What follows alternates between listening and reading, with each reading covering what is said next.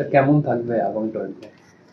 তো প্রথম কথা মৌসুমি বায়ু নিয়ে বলা যাক। মৌসুমি বায়ু তো আজকেও আপনার পশ্চিমবঙ্গে আর অগ্রসর করেনি, যেখানে ছিল সেখানেই আছে। তবে আগামী 2-3 দিনে পশ্চিমবঙ্গের বাকি অঞ্চলগুলিতে দক্ষিণ পশ্চিম মৌসুমি বায়ুর অগ্রসর হওয়ার সম্ভাবনা আছে।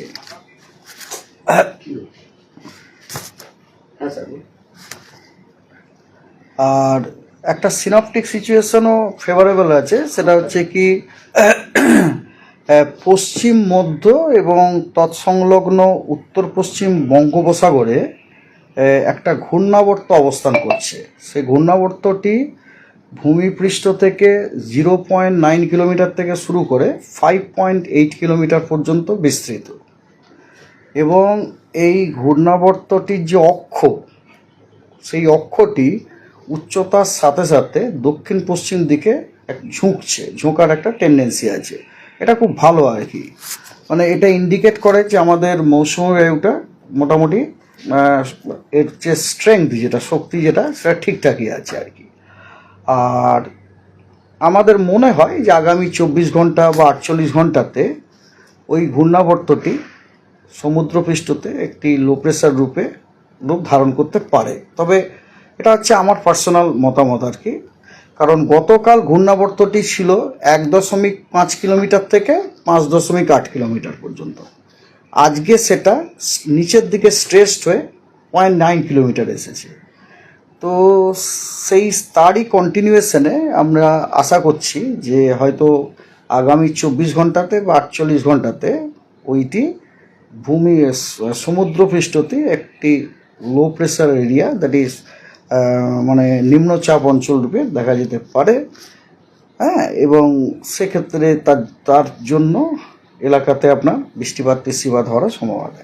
তো এই গেল আপনার মৌসুমী বায়ুর ব্যাপার এবং তার সংলগ্ন, তার সাথে আপনার অ্যাসোসিয়েটেড ওয়েদার। এবারে ডে টু ডে যে ওয়েদার ফোরকাস্টিং, তাতেও আপনার কথা হচ্ছে পশ্চিমবঙ্গের সব জেলাতেই প্রায় বৃষ্টিপাতের সম্ভাবনা প্রায় প্রতিদিন দেখা হচ্ছে। ফর এক্সাম্পল ধরুন, আজকে উত্তরবঙ্গের আপনার 5টি যে উত্তরের জেলা আছে, দার্জিলিং, কালিম্পং, জলপাইগুড়ি, আলিপুরদুয়ার এবং কালিম্পং, কোচবিহার, সেখানে আপনার অত্যন্ত ওয়াইড স্প্রেড রেনফল হওয়ার সম্ভাবনা আছে। এবং নর্থ বেঙ্গলের বাকি জেলাগুলিতে ফেয়ারলি ওয়াইড স্প্রেড হওয়ার সম্ভাবনা আছে। আর সাউথ বেঙ্গলে আপনার মুর্শিদাবাদ, নদিয়া, 2টি 24 পরগনা, কলকাতা এবং 2টি মেদিনীপুরে আজকে ফেয়ারলি ওয়াইড স্প্রেড রেনফল হওয়ার সম্ভাবনা আছে। এবং সাউথ বেঙ্গলের অন্যান্য জেলাগুলিতে কিন্তু স্ক্যাটার রেনফল হওয়ার সম্ভাবনা আছে। আগামীকাল এবং 29 তারিখ এবং আগামীকাল যে হচ্ছে আপনার 5টি যে উত্তরের জেলা, যেগুলি একটু আগে বলা, সেগুলোতে সবই আপনার ওয়াইড স্প্রেড রেনফল হওয়ার সম্ভাবনা আছে। এবং পশ্চিমবঙ্গের বাকি সব জেলাতে আপনার ফেয়ারলি ওয়াইড স্প্রেড রেনফল হওয়ার সম্ভাবনা আছে। 29 এবং 30 দুই দিনই পশ্চিমবঙ্গের সব জেলাতেই ওয়াইড স্প্রেড রেনফল হওয়ার সম্ভাবনা আছে, 29-30 দুদিনই। আর 1 জুলাই, 2 জুলাই, 3 জুলাইতে নর্থ বেঙ্গলের সব জেলাতে ওয়াইড স্প্রেড রেনফল হওয়ার সম্ভাবনা আছে। এবং সাউথ বেঙ্গলে বীরভূম, মুর্শিদাবাদ, নদিয়া এবং নর্থ 24 পরগনাতে আপনার ওয়াইড স্প্রেড রেনফল হওয়ার সম্ভাবনা আছে। এবং সাউথ বেঙ্গলের বাকি সব জেলাতে ফেয়ারলি ওয়াইড স্প্রেড রেনফল হওয়ার সম্ভাবনা আছে। এই সপ্তাহে আমরা এরপরে আসুন ওয়েদারের যে ওয়ার্নিং। আজকে ভারী বৃষ্টির ওয়ার্নিং দেওয়া হয়েছে দার্জিলিং, কালিম্পং, জলপাইগুড়ি, আলিপুরদুয়ার এবং কোচবিহারে। এবং বজ্রবিদ্যুৎ সহ বৃষ্টি এবং তার সাথে 30 থেকে 40 কিলোমিটার প্রতি ঘন্টায় ঝোড়ো হাওয়ার বাকি সব জেলাগুলিতে দেওয়া হয়েছে। বাকি সব জেলা বলতে আমি পশ্চিমবঙ্গের সব জেলাই বলছি, এবং তার সাথে জলপাইগুড়িও বলা হচ্ছে। 28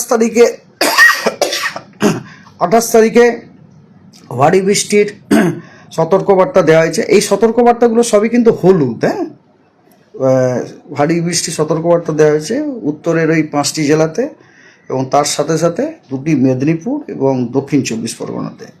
এবং দক্ষিণবঙ্গের সব জেলাতে বজ্রবিদ্যুৎ সহ বৃষ্টি, তার সাথে 30 থেকে 40 কিলোমিটার গতিবেগে প্রি মনসুন থান্ডারস্টর্ম হওয়ার সম্ভাবনা আছে। 29 তারিখে ভারী বৃষ্টির সতর্কবার্তা দেওয়া হয়েছে জলপাইগুড়ি, আলিপুরদুয়ার, কোচবিহার, দক্ষিণ এবং উত্তর দিনাজপুরে, পুরুলিয়া, পূর্ব এবং পশ্চিম বর্ধমান, হুগলি, পূর্ব এবং পশ্চিম মেদিনীপুর, ঝাড়গ্রাম এবং দক্ষিণ 24 পরগনাতে ভারী বৃষ্টির সতর্কবার্তা দেওয়া হয়েছে হলুদ। আর 30 তারিখে উত্তরবঙ্গের সব জেলাতেই ভারী বৃষ্টি দেওয়া হয়েছে এবং দক্ষিণবঙ্গে বীরভূম, মুর্শিদাবাদ এবং নদিয়াতে ভারী বৃষ্টির সম্ভাবনা দেওয়া হয়েছে।